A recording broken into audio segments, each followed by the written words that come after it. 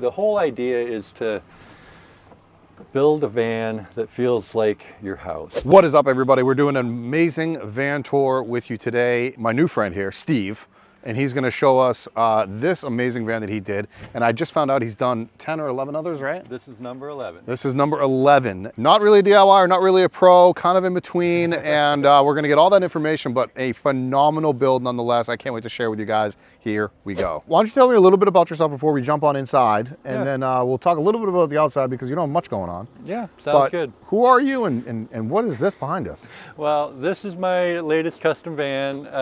My name's Steve. I'm a former builder and contractor, transitioned into van building about 4 or 5 years ago. Best thing I ever did. Built my first van in 1990. Okay. I've got some street cred. I've been building camper vans for a long time, and I put the miles on. I know what works, what doesn't. Once I got sick of building houses, I thought, let's do vans full time. So for all those people out there that are like, oh, van life's only been cool for since 2020. Sorry, folks. Yeah. So No. you are proof right here. OG. Yeah, I built a Westphalia that I still drive, still You have own. it. You have it. No Put way. a 250,000 miles on that van alone. Did you ever do an engine swap? It's got a third engine. Okay. I mean, it is an Third OV dub. engine. Yeah, I mean, okay. let's be honest. But that's trips to Alaska, trips to Mexico, back east. Get out of town. All, you know, it was a daily driver for a decade. I love vans. I love camper vans. Moving on to the new ones, I felt like, you know, I know what works, what you want, what you need. Yeah. And honestly, what you don't need. And this is, we're actually at the end of the show, everybody. I'm going to spin around here so everybody can see, but this is Adventure Van Expo. And Steve, you were actually part of the, I don't want to call it the DIY because you're not a DIYer, but you... Yeah, we kind of fiddle our way into the for sale side of things over here. So how much was, what we're about to look at, you have it posted online right now. Yep. What is that amount? That is at $169. Okay. And that's on RV Trader. Well, you're going to send me that link. Yep, I'll send you that. And for sure. and then I'll post it for everybody below. Perfect. And if the link isn't there, then it ain't for sale, It's everybody. sold. Now, because you and I talked a lot about this, Yeah.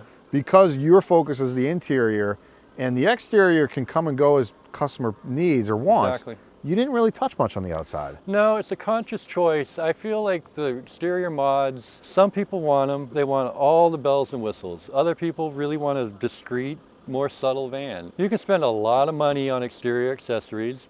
I mean, I think I told you I had a customer that a recent van where I put the spare tire on the back and the ladder. It was the only thing the customer didn't want. Yeah. And I was like, you know, okay, let's just focus on the interiors. Exterior is more personal accessories. And that buyer, if you're a biker, you want the off the back bike, you want ski locker, whatever. It's surfboards on the side. It's more sport specific and buyer specific. Did you do a suspension upgrade? Because it looks like there's a lift, but maybe You know, no lift on this. This is all factory, right? You know, Mercedes height. And I really think these AWDs, they come with enough clearance. I've driven in a few that are lifted, and they're great vans, don't get me wrong. But when you got a lot of weight up top, that high center of gravity, Yeah. it starts coming into play, and I don't know. I mean, I'm an aggressive driver, and I take it off-road, but I have yet to feel the need to go full bore on a suspension kit. For sure. I usually tell people the all-wheel drives are great for inclement weather. Yeah, that's a perfect way to look at it. Yep. You know, if you're wanting to go almost rock crawling, yeah, Maybe you don't have a van. yeah, probably get a truck or a Yeah. Jeep. I mean, my truck is actually way down over there. Maybe you guys can see it. Get one of my trucks. Get a truck like mine. Right tool for the job. Let's go step on inside. We got the Fiamma awning for everybody that can Yep. see that, yay. The prize is the inside. And I think you actually did mention on the exterior, but it is an all-wheel drive Sprinter, brand new. Yeah, this is a brand new van. It's got about 300 miles on it. The idea was to build something with a really open living space. There's nothing that drives me more crazy than to be in a van and feel like you're stuck in the corner and you can't, I mean, I want to be able to sprawl and lounge and put my feet up and be comfy.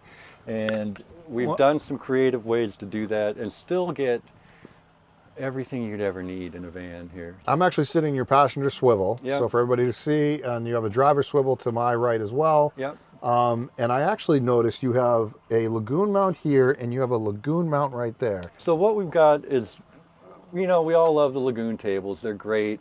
This allows me to have a table that'll swing out for exterior use. It'll swing in for dining here. It can also mount there, and you've got access for the 2 seats. We built in a pull-out table in this van that also hides your utensils. I really like this setup. That's a cool setup. I like that. Super easy to just pull it out, use it, slide it back in. These, you know, they're great, but they're a little fiddly. You've got to kind of, you know, get it in and out. We tend to have the Lagoon table as an extension, countertop extension. I don't use it in that seat typically. I'm using it for cooking. You know, I like to cook maybe a little more than most people do in a van, but I like having some prep area, you know, 2-burner, cast iron grate, kind of like what you got at home. The whole idea is to build a van that feels like your house. Most of my clients live in nice homes. They want to have a van that feels like their house. You know, a work truck that's had some cabinets bolted to it, and it's very warm in here. I actually like it a lot. Thanks. You have the microwave here, and you just touched upon the cooking there. Yep. You inset it. Now, I know this by looking at maybe other people viewing obviously know this too. That's a propane gas top or whatever. Propane cooking, propane for the water heater. I am big on the propane. Okay. I build these vans to be truly off-grid capable. And to me that means you can go out in any weather and stay for a week or more. In the Northwest, it's like a day like today, you're not getting a lot of solar. And you may have 2 or 3 days like that. If you're running an induction cooktop and an electric water heater, you're in trouble. You know, can be, yeah. Your battery has gone down. Of course, you've got a DC to DC charger, and you can always recharge that way, but that, to me, is not an efficient way to live. 10-gallon propane tank, it'll last me a couple months. You know, we're not full-time in it. This is going out and, you know, doing a week here, a week there. I want the water to be hot every time I turn the sink on. I don't want to have to think, am I going to need hot water? Do I turn the electric heater on? I want it to be an easy place to live, but also be efficient enough that you can stay out in a cool spot for however long you got time for. Not to mention, like, you know, you said you cook a lot. Yeah. There's nothing better than open flame cooking. Sorry, yeah. I mean, there's no comparison. This is coming from a guy that likes to cook on induction, but I really like cooking open flame. There's a lot to be said for it, and you get used to having that, and then it makes it really hard to go back. It's hard for to sure. do that. Particularly like this unit. This is a Dometic. Call me a geek, but I like the cast iron grate. It's just I love that look. Feels like a good range like it at home. Yep. And like I said, I'm trying to replicate a fine home. And I'll get some B-roll of this and I'll show it, but actually I noticed on the exterior, your propane tanks are right out there. Is that your heater? I saw ventilation. That's the water heater. That's for this. And this is just a typical suburban water heater, the tried and true technology that's been around for decades. So it's not like a Bosch water heater. No. It's what you're going to use. Full propane power only. It's got an electric start. Did you say you were a contractor? Yeah. You did say that, okay, because people need to know that you know what you're doing. I've got a background in building. I've been building in one form or another for 30 years. I was kind of tired of building kitchens and baths all the time. And I wanted to build my own designs. Yeah. And this gives me the opportunity to design a space, build it. You know, my hand is on every screw in this van. I'm the guy that built this, and I love that. I enjoy building. You know, it's part of what makes me happy. I'm in my happy space. I mean, that's probably why you and I get along so well, and because I love to build too, and I'm actually a little envious of your life, you know, and jealous. I love the design. I love that you did that vertical. For people that know me, I've done the same thing with the strapping and the. You did a fantastic job. The exposed screws. Yeah. Is that, if I remember, I heard you say, is that a Doug fir? This is all Doug fir, VG, hand-picked. VG is vertical grain, vertical everybody. Grain, sorry. You're fine. I drive the lumberyard crazy because I go down there and I pick through the whole stack. I mean, they see me coming down, they're like, get out the extra rack. He's going to have a bunch of discards, but you know what? It's worth it. And they, you know. And do you mill everything yourself? No, I get a specific size. They actually bring in quantities of the size I need now. Okay. I buy enough of it. It's a beautiful wood. To me, that the feeling you get with this is, it's an elevated feeling. I know that sounds a little pretentious, and I'm really not that guy, but it really takes the space and makes it up a notch. I agree with you. Yeah. And I mean, a lot of people, when I did mine, they got on my case because these aren't functioning. You know, you can't put anything behind it. Yeah. And I'm just like, I'm not about that. I'm not either. It seems a very IKEA to me. Thank you. I could not agree more. That's Okay. a perfect analogy. I want everything to have a place. Yep. I don't want things hanging on the wall that I have to take off and stash away when I move. We put everything in its place.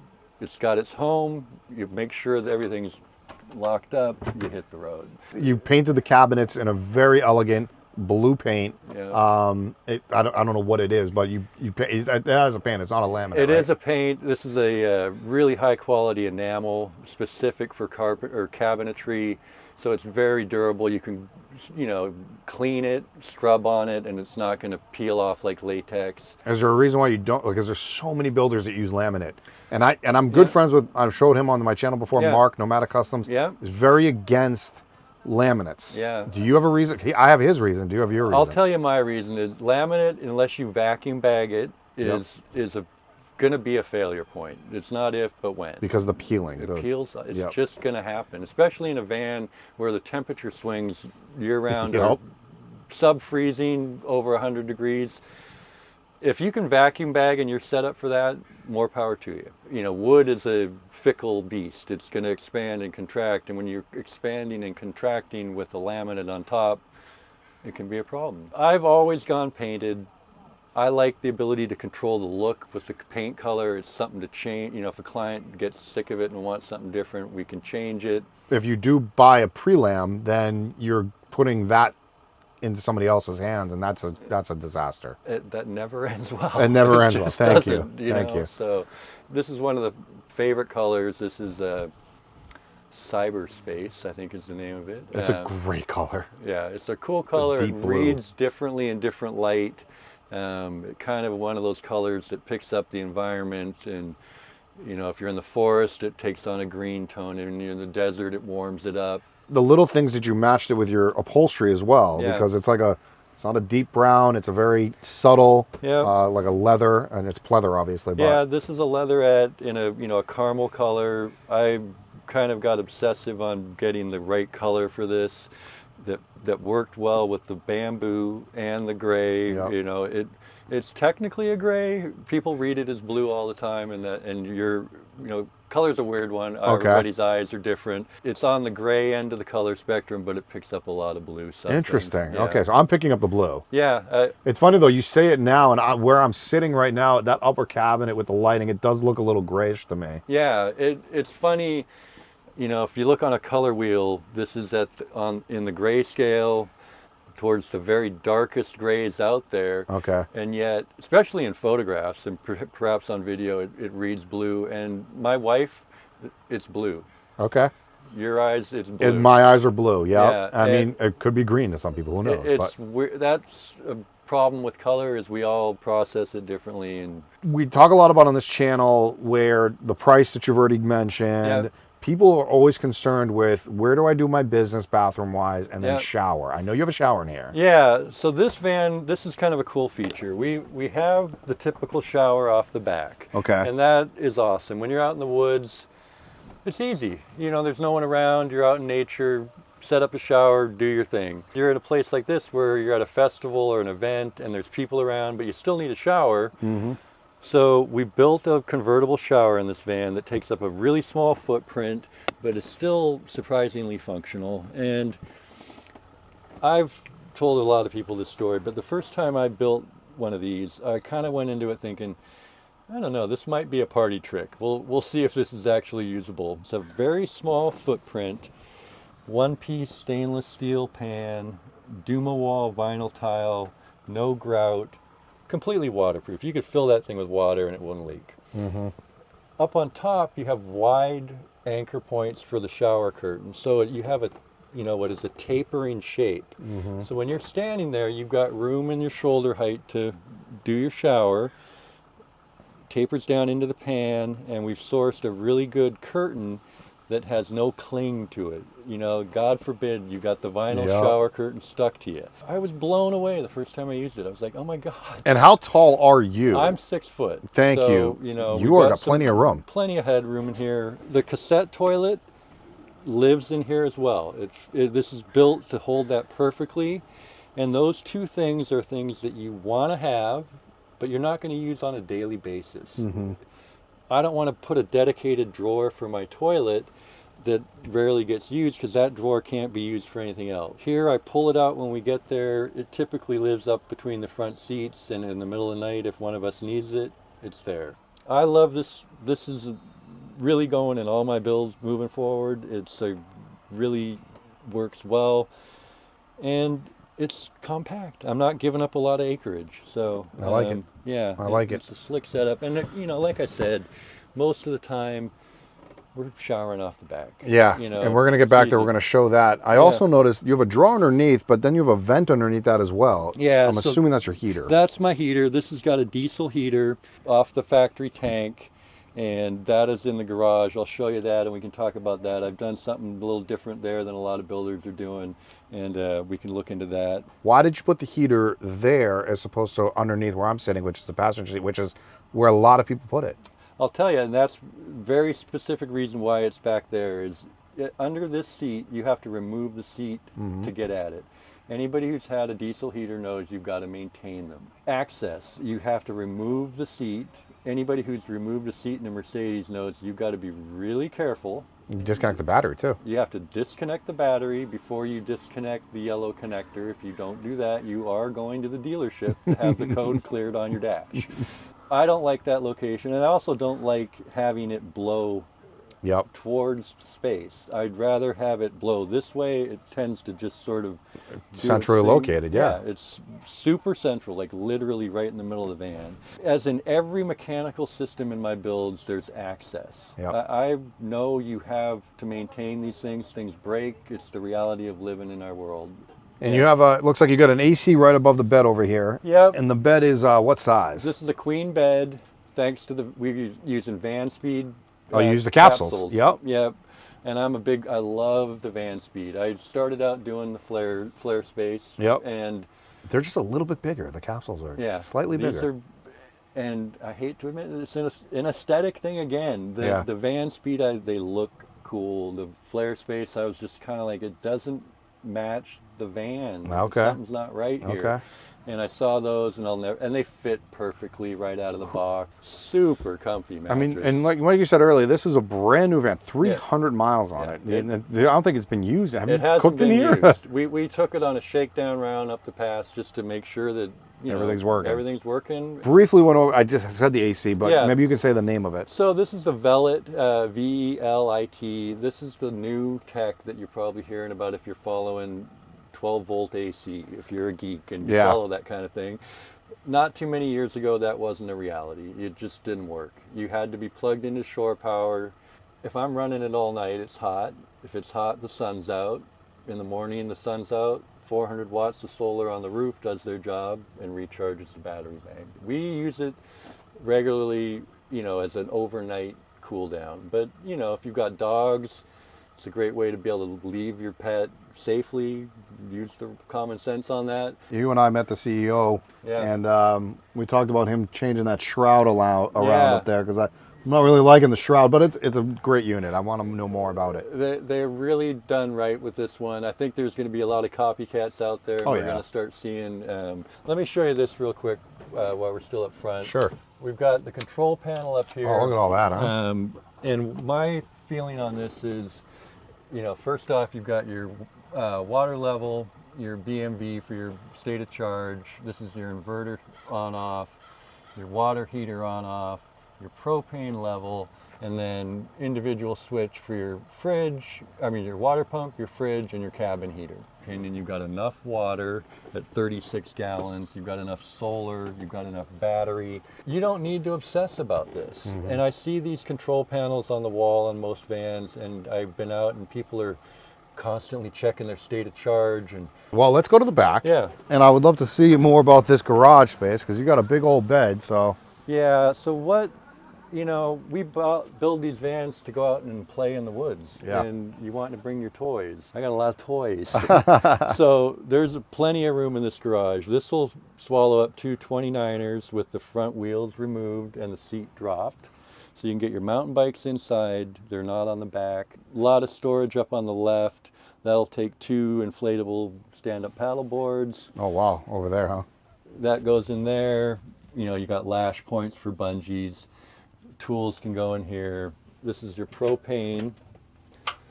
So propane, properly mounted, not going anywhere if you're bouncing around, and then more storage and your accessories for the off the back. Yep. This is the shower. Shower off the back. I'm big on no plastic, all stainless steel connections, marine grade fittings, brass internals. Over on this side is all the electronics and full suite of Victron. I started using Victron right from the outset, and they work, you know, and the nice thing is they integrate and talk to each other. Yep. If you plug into shore power, you don't have to do anything. It says, oh, switch to shore power charging. You turn the van on, it prioritizes DC to DC.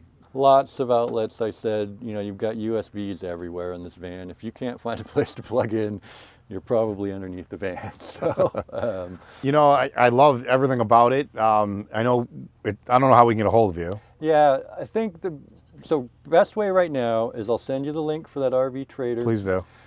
Contact me through that regarding that specific, that's this van that is listed there. And there's you can contact me directly there. I'll be honest, I'm not a social media guy. That's okay. It's by design. I feel lucky that I don't need to. The vans sell, and I don't have to spend time doing stuff that, frankly, I'm not a big fan of doing. So it's a little weird. I'm sure that will change eventually. But right now, knock on wood, I build them, they sell them. It's a, if you know kind of business. I like it. And, I'm with you. Yeah, apparently enough people know that I'm staying busy. So, well, I love it. I will put that link for everybody in the description below. Awesome. If you're interested in getting this van from Steve, and I'm sure you're going to be doing more like this in the future. So absolutely. Keep an eye out for him. He's up in the Washington area, Yeah. Washington State, not DC. And yeah, love to see you more. Seattle, Washington, my home, and I'll live there forever. There you go. It's a gorgeous area. Well, thanks again, and thanks for showing off your rig. My pleasure.